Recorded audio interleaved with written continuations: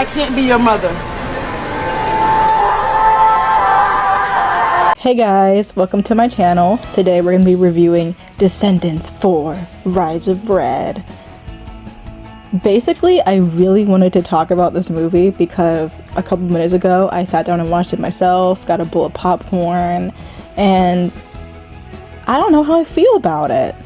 I have been watching Descendants for way too long, and I was curious about the fourth movie. I was skeptical, but I was also a bit curious, and after watching it I have a lot of thoughts, and that's what I'm going to be talking about in this video. There's going to be a lot of ranting, and my thoughts are going to be kind of all over the place, and if you don't mind, then strap in, play this video in the background while you're drawing or doing whatever y'all do, and let's get into it. And before we start, this is just my opinion. If you guys agree or disagree, that is completely fine. This is the internet after all. Anyways, let's get into the plot of the movie.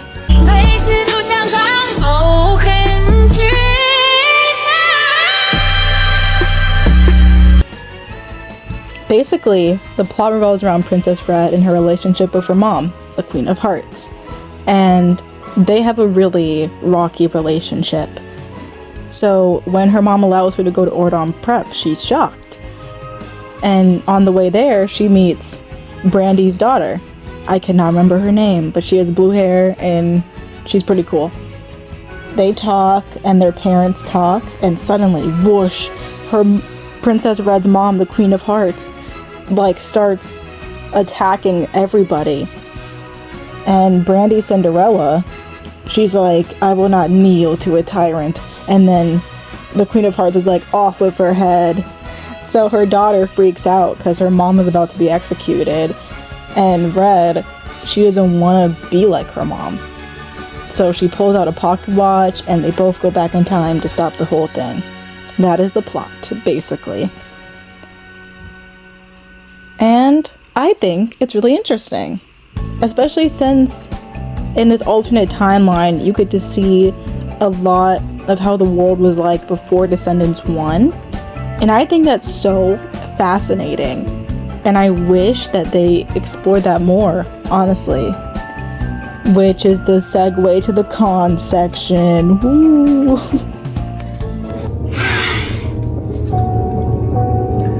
Don't let it happen again. One of the main cons of this movie is that it doesn't really slow down to explore any of the characters besides one. And since it's like a spoiler-free review, I will not specify who, but I mean there's two as well, but I think you guys get my point. I wish we could have really slowed down and just got immersed in this world before Ordon Prep. Because again, it's so fascinating. Especially since they're literally trying to stop this really big event that made Red's mom the way she is. So it's kind of disappointing, especially since the third act doesn't really feel like the third act. If you, once the end of the movie comes around, it's like, oh, that's it? I really thought they were gonna go to this place and stop it. It's gonna be a big deal. It's gonna be a big musical number. But no. They just stopped it, and then that was it. And I think that's just because it's an hour and 30 minutes. It's very short. But again, I really wished it was longer. And another con of this movie, unfortunately, is the songs. I don't think the choreography is bad per se.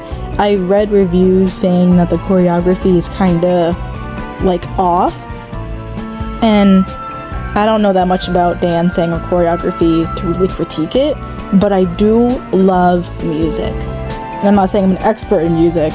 No, I am not. However, I am just kind of disappointed that the songs were mostly misses. There was one or two songs that I was really okay, I see you, but besides that, it was just the other songs were like drowned in auto-tune to the point where I had to literally turn on subtitles to hear what they're singing about. And that's not good. I really wish they balanced that better. And I know Kenny Ortega isn't directing this time around, so that's kind of why the music side and the choreography might feel a little bit off. But I don't know, I'm just a bit disappointed on that front, especially since one of my favorite parts of Descendants as a franchise is their songs and their dancing. But enough about the cons. I'm going to talk about the pros next of this movie. Yas Queen, Skinny Legend, Versace boots the house down. Slay Queen, Hunty Mama, and Oop Daddy work. Charlie XCX, snatch my wig. Again, one of the big highlights is the plot. The plot is very interesting and very different from what we've gotten for the last couple Descendants movies. And it's a little bit darker. And I was like, ooh, like I was into it. And I like Red as a character.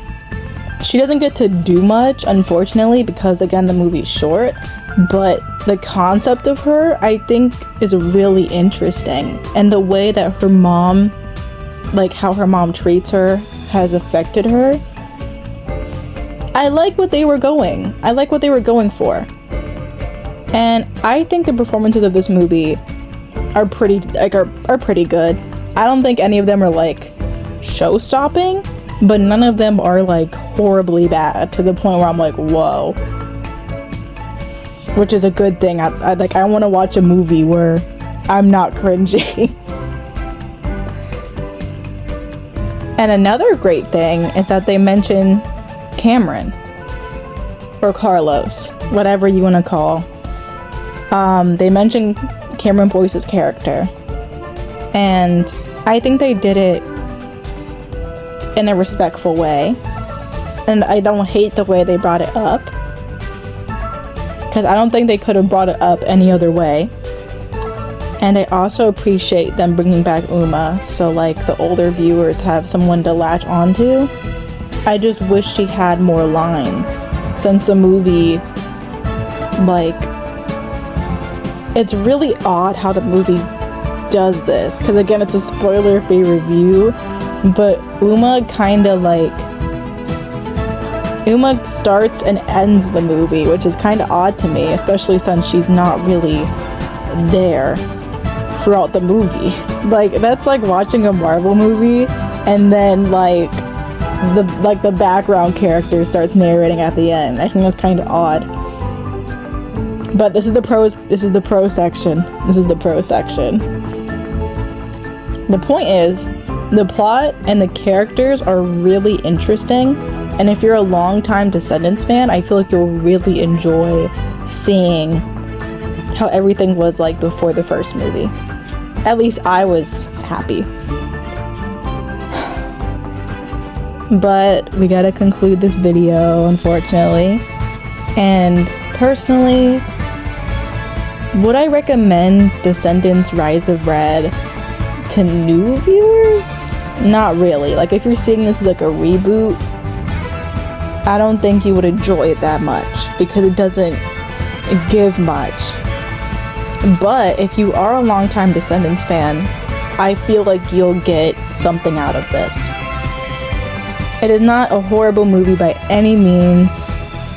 I just feel like the hour and a half runtime really like hinders the movie, and it's a real shame because, again, what an interesting plot.